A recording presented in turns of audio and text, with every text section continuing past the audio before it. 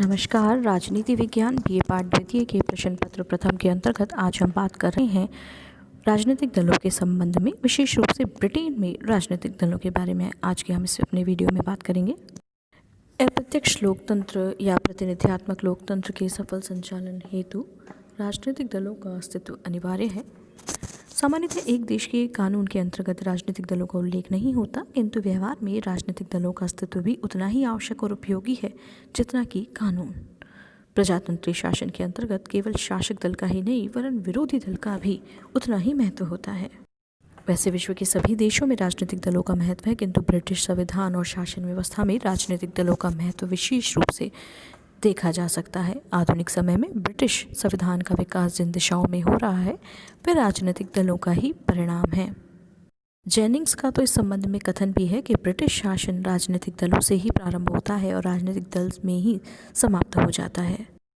प्रजातंत्र की जन्मभूमि होने के कारण ब्रिटेन स्वाभाविक रूप से राजनीतिक दलों की भी जन्मभूमि रहा है। ब्रिटेन में राजनीतिक दलों के इतिहास के बारे में यदि हम बात करें तो राजनीतिक गुटबंदियाँ तो ब्रिटेन में बहुत पहले से ही रही हैं, परंतु इन्हें सही अर्थों में राजनीतिक दल नहीं कहा जा सकता था। विशुद्ध राजनीतिक दलों का उदय प्रजातंत्रीय पद्धति के साथ ही संभव था, इसलिए 1688 की क्रांति के बाद ही दो विशुद्ध राजनीतिक दलों की नींव पड़ी जिन्हें व्हिग और टोरी का नाम दिया गया। 1688 के बाद लगभग 150 वर्षों तक ये दोनों दल बारी बारी से शासन का संचालन करते रहे।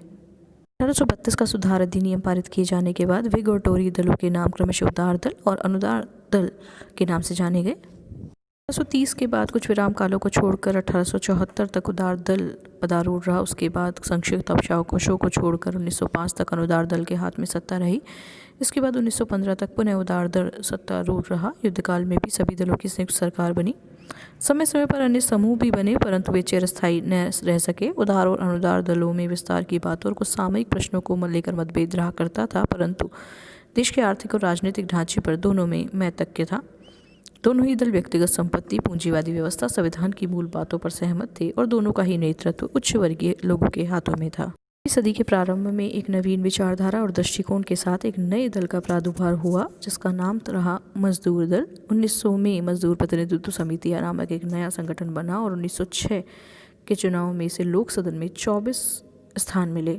इसके बाद उसने मजदूर दल का नाम ग्रहण किया। इसका पहले मुख्य उद्देश्य श्रमिक वर्ग की सुविधाओं हेतु कानूनों का निर्माण होता था। प्रथम महायुद्ध के बाद तक लोक सदन में मजदूर दल के सदस्यों की संख्या 40-50 रहा करती थी और यह दल उदार दल के साथ सहयोग का कार्य करता था। प्रथम महायुद्ध ने वस्तुस्थिति में बहुत परिवर्तन कर दिया। युद्ध के कारण उत्पन्न असंतोष, मताधिकार के विस्तार, सिडनी वेब, मैकडॉनल्ड जैसे नेताओं ने के प्रयास से मजदूर दल की शक्ति में तेजी से वृद्धि हुई। 1924 में इसे अपना प्रथम मंत्रिमंडल बनाने का अवसर प्राप्त हुआ। 1920 से 35 के काल में ब्रिटेन में 3 राजनीतिक शक्तियां उदार, अनुदार दल और मजदूर दल के रूप में देखी गई, लेकिन मजदूर दल की शक्ति बढ़ने के साथ ही उदार दल का पतन प्रारंभ हुआ और ब्रिटिश राजनीति में फिर 2 प्रमुख शक्तियां अनुदार दल और मजदूर दल रह गई। 1945 में पहली बार मजदूर दल की सरकार बनी जिसने अपना 5 वर्ष का कार्यकाल पूरा किया। ब्रिटिश दलीय प्रणाली की अपनी कुछ विशेषताएँ हैं। इसकी सबसे प्रमुख विशेषता यह है कि देश में 2 लगभग समान रूप से शक्तिशाली एवं सुसंगठित राजनीतिक दल हैं और वह देश की राजनीति पर छाए रहते हैं। विदितः 2 से अधिक राजनीतिक दलों का गठन किया जा सकता है और व्यवहार में भी 2 से अधिक राजनीतिक दल हैं। कुछ विशेष समय को छोड़ दिया जाए तो साधारणतः ब्रिटेन की दलीय व्यवस्था में 2 दल ही प्रमुख रहते हैं, इसीलिए इस दलीय प्रणाली को द्विदलीय प्रणाली भी कहा जाता है। दूसरी विशेषता है ब्रिटेन के राजनीतिक दलों का सुदृढ़ संगठन और केंद्रीकरण। ब्रिटेन के राजनीतिक दल बहुत ही अधिक संगठित और केंद्रीकृत हैं। संसदीय शासन पद्धति के अंतर्गत व्यवस्थापिका और कार्यपालिका के में निकट संपर्क आवश्यक होता है और इसे सुदृढ़ केंद्रीकृत राजनीतिक दलों के आधार पर ही प्राप्त किया जा सकता है। ब्रिटिश राजनीतिक दलों की वास्तविक शक्ति दल के शीर्ष संगठन में निवास करती है और वहीं से दलीय क्रियाकलापों का नियंत्रण और संचालन होता है। ब्रिटेन में नीचे से ऊपर तक राजनीतिक दल एक सूत्र में बंधा रहता है। तीसरी विशेषता है कठोर अनुशासन का होना। ब्रिटेन में सुदृढ़ और केंद्रीकृत राजनीतिक दलों का स्वाभाविक परिणाम कठोर दलीय अनुशासन में देखा जाता है। अमेरिका में अध्यक्षात्मक शासन व्यवस्था होने के कारण कांग्रेस के किसी भी सदन में किए गए मतदान का सरकार के स्थायित्व पर कोई प्रभाव नहीं पड़ता। इसी कारण अमेरिका में अनेक बार कांग्रेस सदस्य दल के नेता के निर्देश के विरुद्ध कांग्रेस में मतदान करते हैं, लेकिन ब्रिटेन में सरकार का भविष्य लोक सदन के आंगन में निश्चित होता है और इसी कारण ब्रिटिश लोक सदन में दलीय सचेतकों की व्यवस्था की गई है, जो दलीय नेता के साथ संपर्क रखते हुए सदस्यों को निर्देश देते हैं और सदस्यों के लिए निर्देशों का पालन आवश्यक होता है। विशेषता नेता की सर्वोच्च स्थिति का होना है। सभी देशों में राजनीतिक दलों के दलीय नेता का महत्व होता है, किंतु ब्रिटेन में यह सर्वोपरि है। स्वाभाविक भी है कि दलीय नेता दलीय राजनीति में सर्वोच्च स्थान प्राप्त कर लेता है। संसद सदस्य समझ लेते हैं कि उनकी विजय का आधार नेता का व्यक्तित्व है और नेता को अपना संपूर्ण समर्थन प्रदान करते हैं। लेकिन जब उस दल के एक बड़े सदस्यों के भाग को लगता है कि इस व्यक्ति के नेतृत्व में अगले चुनाव में विजय प्राप्त करना संभव नहीं होगा, तो दल अपने नेतृत्व में परिवर्तन भी कर लेता है। अनुदार दल समाज के उच्च वर्ग और मध्यम वर्ग से जुड़ा एक परंपरावादी राजनीतिक दल माना गया।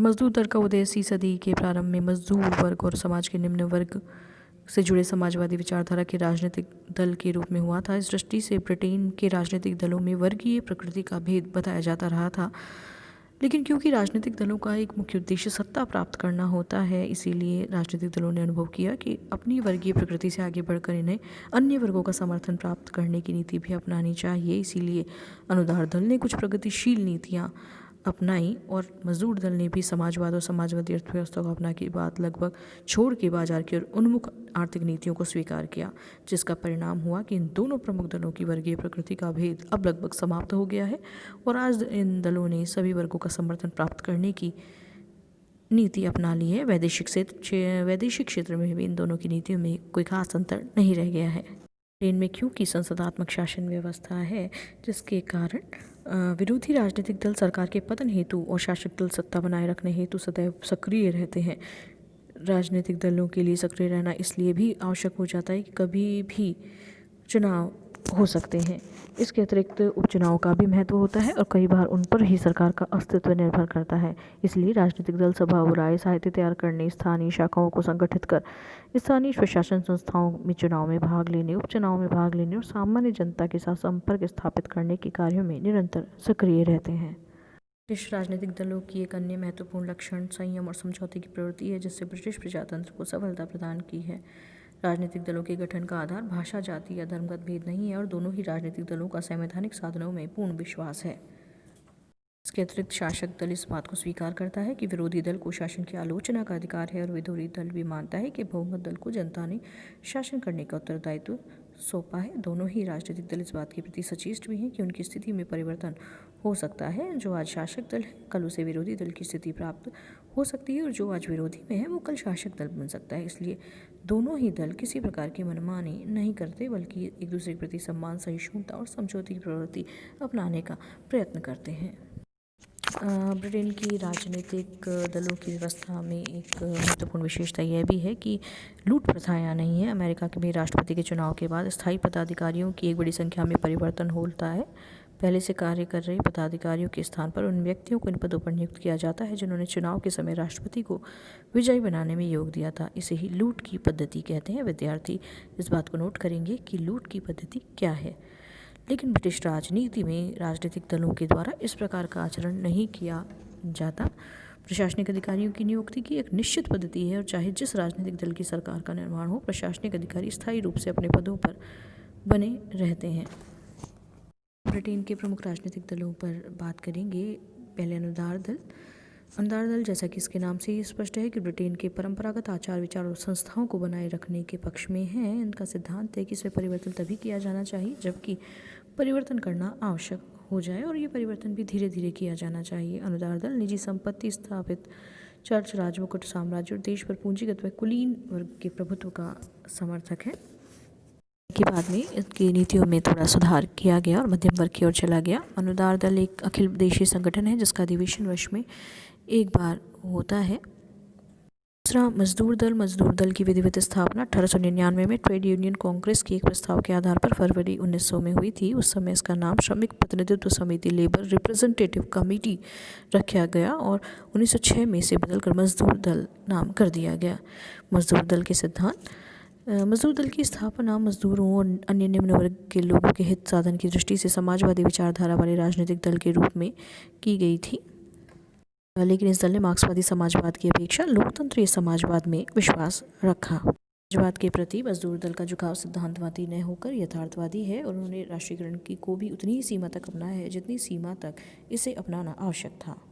हालांकि बाद में मजदूर दल ने भी अपनी नीतियों अर्थात समाजवाद में थोड़ा सा वामपंथ को त्यागा और धीरे धीरे मध्यम मार्ग की ओर यह आगे बढ़ा है। लिबरल डेमोक्रेटिक पार्टी, इस दल को ब्रिटिश राजनीति की तीसरी शक्ति कहा जा सकता है। 19वीं सदी के अंत और 20वीं सदी के प्रारंभिक चरण में उदार दल की ब्रिटेन की राजनीति में महत्वपूर्ण भूमिका रही है, लेकिन 20वीं सदी में जैसे जैसे मजदूर दल की शक्ति में वृद्धि हुई, उदार दल का पतन प्रारंभ हुआ। सोशल डेमोक्रेटिक पार्टी के रूप में एक अन्य दल की स्थापना 1981 में हुई। 1983 और 1987 के चुनाव उदार दल और सोशल डेमोक्रेटिक पार्टी ने परस्पर समझौते आधार पर लड़े, लेकिन उन्हें सफलता प्राप्त नहीं हुई। इसलिए अगस्त 1987 में आयोजित सम्मेलन में सोशल डेमोक्रेटिक पार्टी का उदार दल में विलय हो गया और नए दल को लिबरल डेमोक्रेटिक पार्टी का नाम मिला। लिबरल डेमोक्रेटिक पार्टी की भी नीति वही है जो उदार दल की थी। नीति या विचारधारा की दृष्टि से लिबरल डेमोक्रेटिक पार्टी मजदूर दल के अधिक समीप है। यह दल सभी प्रकार की स्वतंत्रता का समर्थन करता है और वर्तमान में यह परंपरागत व्यक्तिगत स्वतंत्रताओं के साथ साथ आर्थिक समानता का भी समर्थक है। ये मजदूरों के अधिकारों को मान्यता देने, उनकी स्थिति में सुधारने के पक्ष में है, किंतु इसके साथ ही ये राष्ट्रीयकरण और समाजवाद का विरोधी भी है। उद्योग और आर्थिक जीवन में विकेंद्रीकरण का समर्थक है। साम्यवादी ब्रिटेन में साम्यवादी दल है, किंतु इसने ब्रिटिश राजनीति में प्रभावपूर्ण स्थान प्राप्त नहीं किया है। लोक सदन में इसे कभी तो प्रतिनिधित्व प्राप्त नहीं होता या कभी 1-2 स्थान प्राप्त होते हैं। इस दलों की स्थिति भी साम्यवादी दलों से भी खराब है। इटली में मुसोलिनी के उत्थान के बाद ब्रिटेन में भी कुछ धनी घरानों के नवयुग फासिस्ट बने और ऑस्टवाल्ड मोस्ले ने फासिस्टों का एक संघ बनाया। युद्धकाल में मोस्ले को बंदी बना लिया गया था। जेल से छूटने पर मोस्ले ने फिर संगठन बनाया और पत्र निकाला। फासिस्ट दल को अब तक लोक सदन या स्थानीय संस्थाओं में कोई प्रतिनिधित्व प्राप्त नहीं हुआ है। इसके अतिरिक्त भी ब्रिटिश राजनीति में अन्य दल भी हैं, जैसे national front, socialist workers party, Commonwealth दल, स्वतंत्र मजदूर दल आदि। अपने इस वीडियो में हमने आज ब्रिटेन में राजनीतिक दलों के संबंध में चर्चा की। आगे आने वाली वीडियो में हम अन्य देशों के राजनीतिक दलों पर भी बात करेंगे। धन्यवाद।